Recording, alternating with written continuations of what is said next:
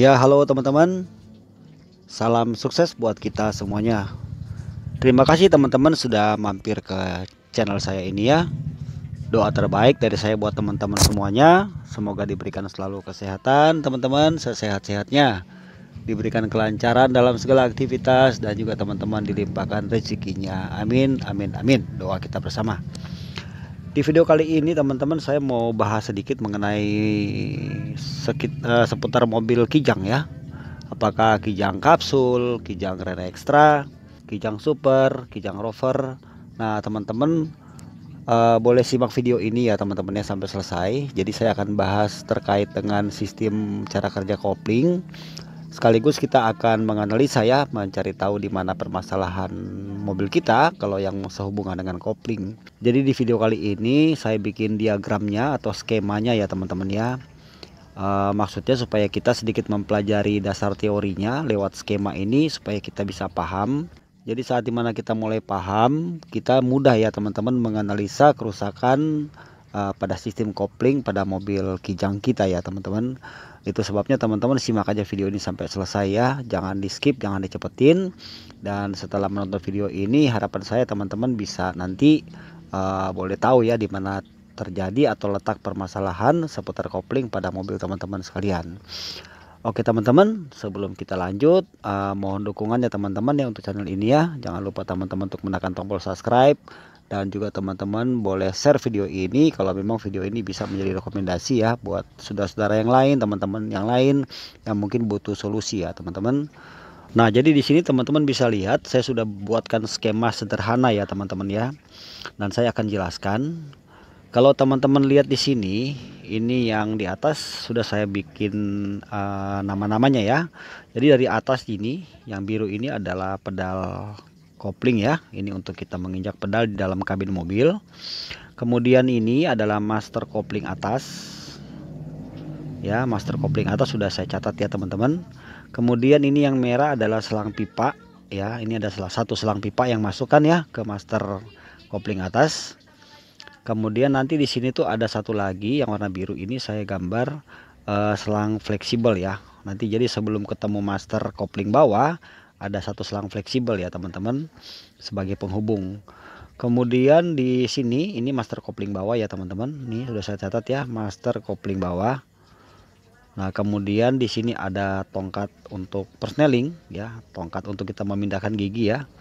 Setelah itu ini adalah gearboxnya atau transmisinya atau persnelingnya. Terus di sini bagian untuk ini ya, untuk kopling set ya yang sudah nempel ini langsung ke flywheel atau roda gila ya. Di sini pasti sudah mesin ya teman-teman. Kemudian ini adalah as couple yang belakang, dan ini adalah gardan atau kata lainnya final gear. Oke teman-teman, jadi untuk mobil Kijang ya, apa Kijang kapsul, Kijang Grand Extra, Kijang Super, kemudian Kijang Rover atau Kijang karoseri lain ya teman-teman ya, pasti menggunakan sistem cara kerja kopling dengan susunan urutan komponen yang seperti ini ya teman-teman ya. Ini udah seperti ini ya settingan pabrik. Jadi sekarang kita akan pelajari dulu cara kerjanya teman-teman ya. Jadi cara kerjanya seperti ini teman-teman. Di master kopling atas itu kan ada minyak ya. Ya, di sini kita bisa pakai minyak kopling sama dengan minyak rem ya. Jadi bisa warna merah, bisa warna putih ya teman-teman ya. Ada yang ini kan, ada yang netral itu ya. Kita bisa pakai, ada yang jelas di sini harus ada minyak koplingnya. Kemudian nanti setelah minyak kopling itu nanti terhubung dengan pipa besi ini ya. Ini pipa dalamnya ini adalah kenapa pakai pipa? Karena ini tekanan tinggi ya teman-teman ya. Pipa ini untuk mengalirkan si minyak ini lalu melewati selang fleksibel, kemudian nanti dari sini akan masuk minyak itu ke master kopling bawah. Nah, nanti untuk cara kerjanya saat dimana kita menginjak si pedal kopling ini ya dong, maka ini akan bergerak maju, tuas ini menekan seal di dalam sini ya. Sini kan ada seal ya teman-teman ya, ada untuk pendorong minyak. Maka minyak itu akan menekan ya, memberi perintah kepada master kopling yang ada di bawah. Nah, sehingga master kopling bawah akan bereaksi ya, menekan garpu untuk drag lahar ya. Di sini ada garpu yang ini. Kemudian drag lahar ini akan maju menekan dekrup ya. Kemudian pada saat itu si kanvas kopling akan posisi bebas, sehingga saat dimana mesin hidup, transmisi tetap berputar. Saat kita menginjak kopling, maka kopling ini akan bebas, si kanvas ini bebas ya, karena ada grup sudah dorong maju. Barulah kita bisa memindahkan si gigi ini ya, baru tongkat persneling bisa masuk dalam posisi mobil hidup ya teman-teman. Jadi cara kerjanya seperti itu ya teman-teman. Nah sekarang apa sekiranya yang menjadi permasalahan pada mobil kita ya, seputar dengan kopling ya teman-teman. Misalnya permasalahan di mobil kita, kopling itu saat kita injak ya pedal ini terus nyeplos gitu ya, kemudian gigi susah masuk atau sulit masuk. Nah itu biasa umum ya teman-teman. Nah kalau terjadi hal seperti itu, maka langkahnya kita harus mengecek minyak rem ya. Di sini tuh kan ada isi minyak rem ya, ada batas maksimal dan batas minimal ya. Jadi minimal yang bawah, maksimal yang atas. Kalau misalnya di sini teman-teman lihat minyaknya sudah berkurang ya, atau memang sudah mendekati hampir habis, itu artinya telah terjadi kebocoran. Apakah kebocoran terjadi pada master kopling atas atau terjadi kebocoran pada master kopling bawah? Ya, ciri-cirinya itu nanti kelihatan teman-teman, ada basah ya. Kalau teman-teman mau lihat yang master kopling bawah itu, dia nanti terlihat basah ya. Di sekitar ini kan bisa kita intip dari atas. Jadi susunannya gini ya. Kalau di sini itu kan ada master rem, ada booster yang hitam itu kan, ada master rem. Nah samping, kalau kita dari depan mobil ya, nah samping sebelah kanan itu kan sudah ketemu master kopling. Nah ini ya, nah kita bisa intip dari sisi sebelah kiri mobil ke bawah, kita lihat dari depan ya. Itu di transmisi, di gearbox itu adanya di sebelah kanan gearbox, itu nempel dia di situ ya teman-teman, si master kopling bawah ini. Kalau di situ sudah mulai terjadi basah ya, karena memang nggak boleh basah sama sekali ya. Kalau sudah ada basah di sekitar si master kopling bawah, itu artinya seal master kopling bawah ini udah bocor. Nah itu umum yang suka terjadi di bengkel yang sering saya tangani ya, konsumen saya begitu. Wajar saja, karena kenapa? Seiring berjalannya waktu, lamanya pemakaian mobil ya, sehingga minyak rem yang di sini itu kotor ya teman-teman ya.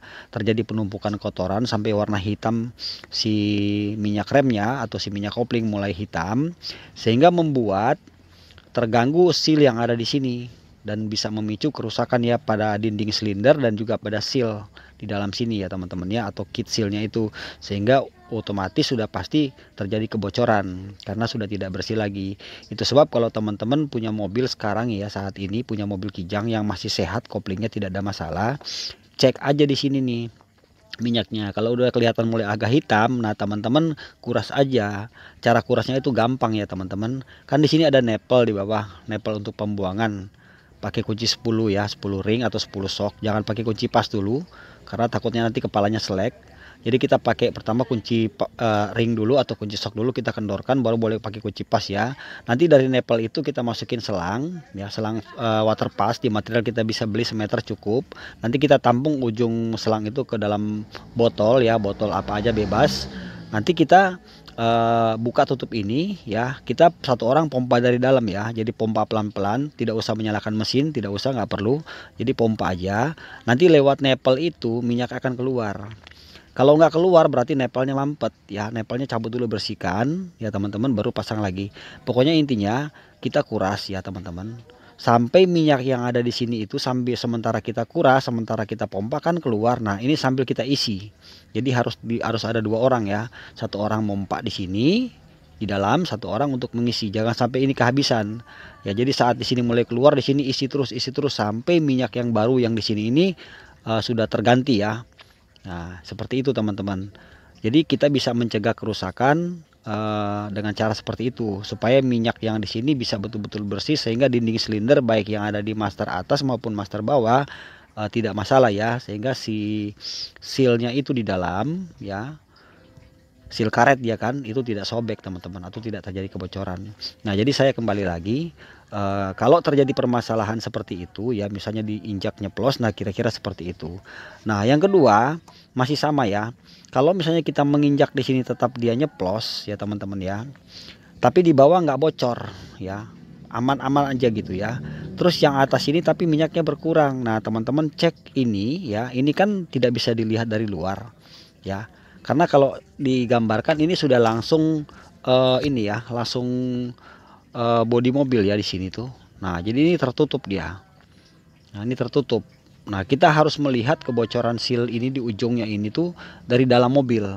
Nah jadi agak ngolong sedikit ya teman-teman ya. Jadi kita masuk ke dalam mobil sisi sebelah sopir itu ya, persis sebelah kanan. Kita ngolong ke atas, kita lihat nih di bawah sini, di balik pedal si kopling ini ada rembesan nggak di sini, ada basah nggak di sini. Karena dari luar nggak kelihatan teman-teman ya. Nah kalau di sini sudah ada basah gitu ya, sudah mulai ada kotoran atau ada basah banyak yang menempel di dinding sini ya, di sekitar master ini di ujung sini, berarti bocor terjadi di atas ya. Namun sebagai catatan ya, yang mau saya ingatkan sama teman-teman, saat dimana nanti pada saat kita mengganti seal ya, atau kita kan nanti bongkar misalnya ini ya, atau mungkin di bengkel dibongkar, kita harus lihat kondisi dinding silinder di dalam sini ya teman-teman ya. Kalau silinder dindingnya ini sudah kemakan ya, terlalu dalam, sebaiknya jangan mengganti seal yang baru, harus diganti utuh nih satu set.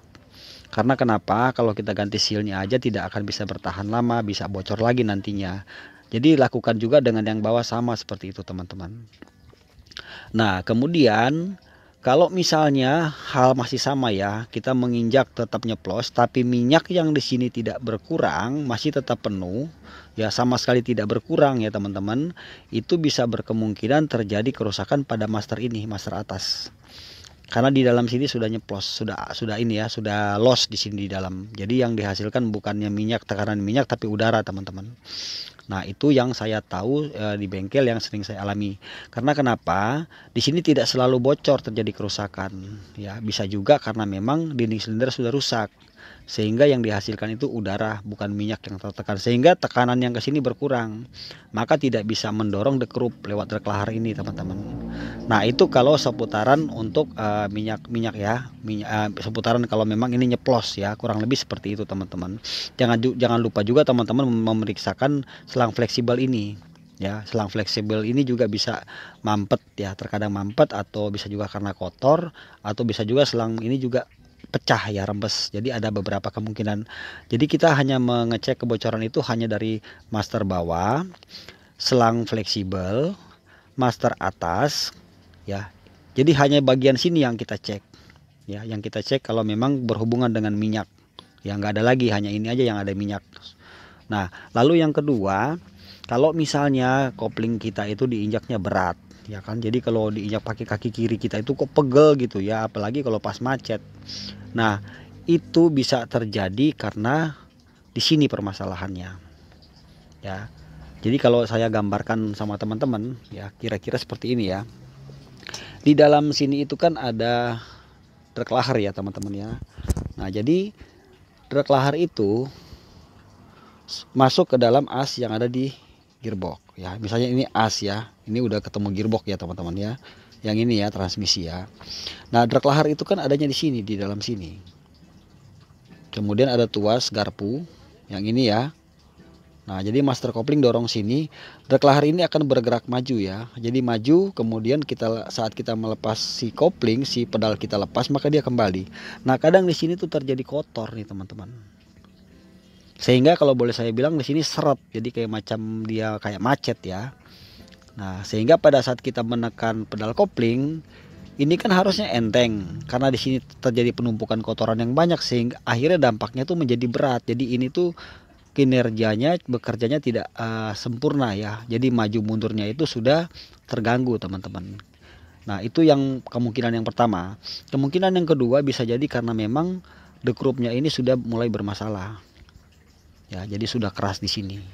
Jadi sangat kemungkinan ya teman-teman ya. Saya punya pengalaman di bengkel banyak dan macam-macam ya yang saya alami. Tapi yang umum-umum seperti itu aja. Nah jadi kalau memang ternyata si kopling itu memang berat ya, tapi dengan catatan ya teman-teman ya, dengan catatan master ini masih ori ya, masih bawaan. Karena ada juga yang modifikasi ya. Kalau modifikasi master bawah lebih kecil otomatis lebih berat ya. Jadi harus sesuai pabrik ya. Karena ini sudah di standar pabrik, sudah diukur ya. Kita kan tidak boleh menginjak kopling terlalu berat ya. Harus enteng gitu ya sebetulnya ya. Tapi ketika berat itu pasti ada something, ada sesuatu di situ. Nah, yang kita harus tahu gitu ya teman-teman. Jadi untuk langkahnya teman-teman, kalau memang misalnya di sini teman-teman tidak menemukan misalnya gitu ya, master ini ada mampet gitu ya misalnya, jadi caranya kita kuras.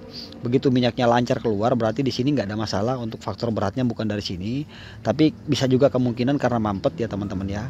Tapi yang dititik beratkan di sini yang sering terjadi ya, di sekitar sini, apakah di bagian rak leher yang seret ini atau the group yang bermasalah. Nah, saat dimana misalnya kita mau nurunin si kopling ini ya, kita pengen lihat kondisinya gitu kan ya, kita bongkar. Kalau memang kita dapati misalnya memang si ujung kukunya the group di sini sudah mulai kemakan dalam ya, teman-teman berarti harus ganti dong the groupnya. Nah, saya sarankan digantinya satu set ya. Jadi kita sebutnya kopling set, satu set. Jadi jangan hanya ganti the groupnya saja, harus ganti semuanya. Kenapa? Karena penyesuaian pada plat kopling lama itu agak susah, agak ribet. Sehingga pada saat nanti gigi satu, nanti pada setengah kopling gitu ya, antara gas dengan setengah kopling gigi satu, nanti mobil akan terasa getar pada bodi teman-teman. Karena di sini tidak sinkron ya, tidak balance. Karena terjadi gelombang, semacam gelombang seperti itu. Nah, kemudian yang ketiga, kalau misalnya mobil kita kurang ada tenaganya ya, jadi kita udah lari di kecepatan tinggi, mesin kita dalam kondisi sehat ya, nggak ada masalah mesinnya, tapi mobil tuh nggak mau lari gitu ya, udah digas kayak apa tetap hanya suara mesinnya naik, cuman larinya lambat gitu ya, apalagi mulai ketemu tanjakan ya. Nah, itu berkemungkinan si kanvasnya ini sudah tipis. Dalam sini tuh ada kanvas ya. Nah, jadi teman-teman harus mengganti si kanvas kopling. Nah, ada catatan lagi ya teman-teman ya. Cara misalnya teman-teman punya mobil ya, terus di sini tidak ada space ya.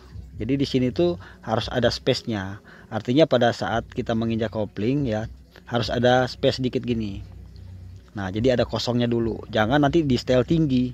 Karena kalau di setel tinggi ya teman-teman, ini akan menekan terus sehingga drag leher ini akan maju terus menekan. Nah, itu nggak boleh ya. Karena di sini tuh ada setelan. Ya, ada baut kunci 12. Ini bisa di setel nih si as ini.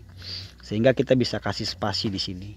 Ya, kita bisa kasih. Jadi mesti ngolong-ngolong juga ya teman-teman kalau mau nyetel ini. Jadi kalau kita pakai kunci 12 atau 13 atau 14 pas ya, kita siapkan sama tang, nanti kita kendorin, ini kita kasih space. Kalau memang ini terlalu tinggi setelannya, itu untuk mencegah supaya drag leher ini jangan nempel terus. Karena kalau ini sudah terlalu tinggi ya, jadi ini harusnya posisi jadi misalnya tuasnya di sini, tiba-tiba di sini gitu. Nah, ini kan udah di setel tinggi kan. Maksudnya apa tujuannya? Orangnya mungkin sebelumnya menyetel begini supaya mudah saat pemindahan gigi. Padahal bukan itu permasalahannya. Terjadi sulitnya pemindahan gigi bisa karena memang masalah di sini. Ya, di sekitar kopling ini teman-teman. Karena pada saat menginjak kopling, pedal kopling diinjak, si plat kopling tidak bebas, kanvas kopling tidak bebas. Jadi gearbox masih berputar. Ya, si kanvas kopling ini kan masuknya ke as ini, barang dia. Di as ini kan ada giginya. Ya, di as gearbox. Maka dia mesti bebas. Ya, saat dimana kopling diinjak ini harus bebas. Nah, pada saat bebas barulah, walaupun gigi transmisi tetap berputar di sini, tetap ini akan bebas, barulah tuas ini bisa kita pindahkan. Jadi kurang lebih seperti itu cara kerjanya teman-teman. Nah, teman-teman, mungkin itu aja yang bisa saya jelaskan kepada teman-teman di video kali ini. Lebih dan kurang teman-teman mohon dimaafkan ya kalau memang ada kekurangan dalam penjelasan saya ini. Di sini kita hanya saling berbagi apa yang saya tahu, apa yang saya pahami, pengalaman saya berbagi dengan teman-teman. Intinya apa yang saya berikan ini semoga ya teman-teman bisa menambahkan lagi wawasan buat teman-teman yang masih pemula atau yang masih awam di sekitar dunia otomotif ya, atau teman-teman punya mobil, teman-teman sekarang udah mulai paham. Nah, jadi kalau mengalami kerusakan yang sama, kalau teman-teman mungkin masih bingung, nah teman-teman boleh sharing juga dengan teman-teman yang lain yang mengerti tentang otomotif ya, atau punya teman montir, teknisi ya, boleh kita saling sharing. Tetapi pada saat ini aja yang bisa saya bagikan kepada teman-teman. Mudah-mudahan video ini bisa bermanfaat. Oke teman-teman ya, demikian yang bisa saya jelaskan. Terima kasih sudah menonton. Nanti kita ketemu di video berikutnya. Salam sukses buat kita semuanya. Semoga bermanfaat. Bye.